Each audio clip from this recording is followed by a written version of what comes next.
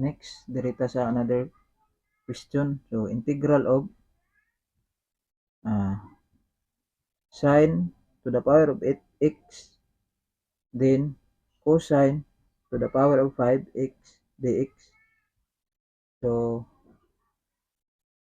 sa dinhi na question, di ba nag-ingon akong giingon gaina, lantaw na to kung asa ang bungkig sila duha or asa ang add.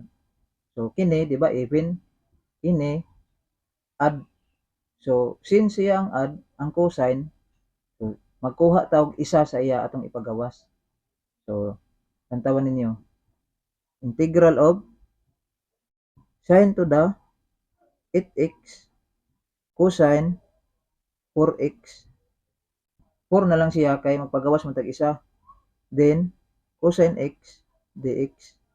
So, di ba? Nakagawas naman ang isa ka cosine. So, 4 na lang siya. So, munay resulta kung magpagawas ta dire sa cosine to the power of 5. So, 4 tapos cosine x. So, explain ako sa inyo unsay purpose ani. So, ang purpose ani nganong nagpagawas ko og cosine x dx, di ba? Ang derivative sa sin x, unsa may derivative sa sin x, di ba? Cosine x dx. So, makita ninyo nga naka-prepare na siya daan. So, ang purpose ana niya, pag maglityo ta, ilityo na to is equal to sin x. Pag derivative, cosine x dx, so naka-prepare na siya daan. So, since sin ang ato ang target na ilityo, sin, dapat ang makita nato dinhi, sin ra siya tanan. So, kining cosine dinhi, kailangan mapulihan na siya in terms of sin na siya tanan. So, unsa may gamiton nato dire? Mo-apply ta og identities. So, di ba? Sin squared x plus cosine squared x equal to 1. So, always gyud na siya. Gamit kay ni siya nga identity. Inyohan na lang ning memorization. So, ang cosine man ang atong pulihan, so kining cosine atong kuhaon. So, cosine squared x is equal to 1, balis na to dire, mahimong negative sin squared x. So, muna siya no. Nakay 4 man, so, unsa man ni siya, di ba 4, ang kini squared ra. So, i-squared siya nato dire. Squared. So, both sides, squared sad. Pareha gina. Kung mag-squared ka dire, squared po dire. So, maon siya naman eh. Cosine to the 4x is equal to, ini, 1 minus sin squared x. Sunod, squared pa gyud. Then, unsa man ni siya? Ato aning simplify. So, mahimo ni siya nga 1 minus sin squared x times kay duha man. So, 1 minus sin squared x.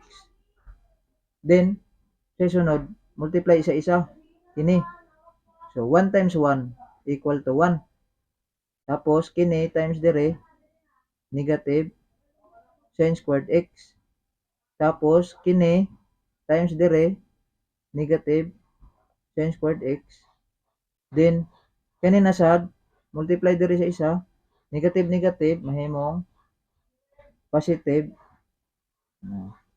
Mahimo siya nga positive sin squared og squared, so 4x.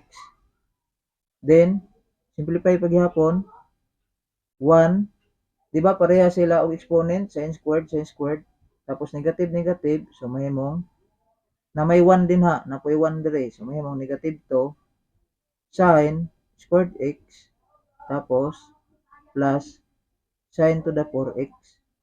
So, muna niyang equivalent sa cosine to the power of 4x. Then, ang buhaton na to, sunod na to na buhaton, ato ning substitute dire sa cosine to the 4. So, maun sa naman mahimo na ni siya nga integral of sine to the 8x times kini di ba mo na ni siya? So, kopyahon nato ni 1 minus 2 sin squared x, then plus ini sin to the 4x, tapos cosine x dx. Then next nato na buhaton, i-multiply na sad nato ni pasulod din ha ana. So nantawan ninyo ha, mahimo ni nga integral of diha isa-isa sin 8x ana diha sin times 1 man. So sin to the power of 8x, tapos multiply sad ni natong cosine x dx, diretso na lang ta. So multiply po nato diha isa-isa. So times 1 man, so cosine x dx, then minus integral of, multiply na sa dire. So mo sa man ito sin to the 8 og sin squared mahimong sin to the 10 x, kasunod ra mo, then multiply man sa dinaa mahimong cosine x dx, tapos plus, so dire ra ka na to sumpay, plus kini sin to the 8 times sin to the power of 4 mahimo nga integral of sin 8 plus 4 12x, tapos kini multiply sa dinha cosine x dx. So mo na ni, so karon pwede na ta maka-integrate sa ila individually, kani kani ug kani. So di ba ang atong gi prepare gay na is makalityo ta sa sign. So karon maglityo na ta. So lityo, u is equal to sin x, then derivative du is equal to, so may derivative sa sin, di ba, cosine x dx. So nakita ninyo nga kaning cosine x dx mo na derivative sa sin x, makita nanto dire oh. Cosine x dx dire sad. So next substitute na ta. So integral of, dire ta mag-una. Unsa may sin to the power of 8, di ba gilityo man nato ang sin. So mahimo na siya nga u to the power of 8. Then cosine x dx, di ba dio? Next minus integral of, constant man siya, so kopya to.